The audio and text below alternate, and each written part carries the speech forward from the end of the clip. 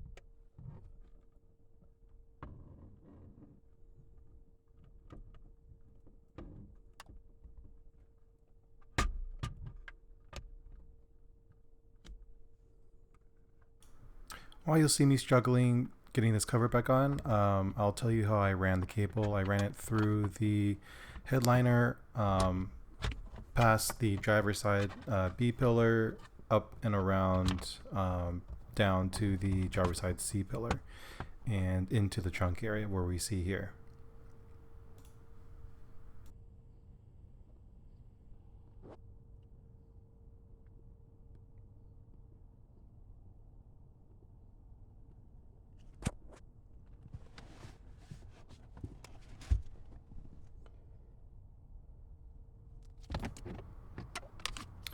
Just showing how the clips in here, it just pulls out vertically.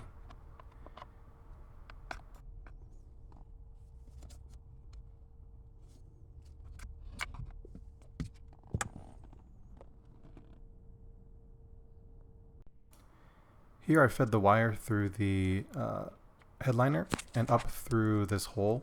It's actually wide open underneath the headliner, so it's not a problem to feed it up through here. Then you want to stick the fish tape through the other end of this grommet. Straighten the grommet out as much as possible so you have a straight shot with the fish tape. And then once you have the fish tape through, tape the connector to the fish tape and pull it through the rest of the grommet. That's how I got it through that whole thing. And here it is reinstalled.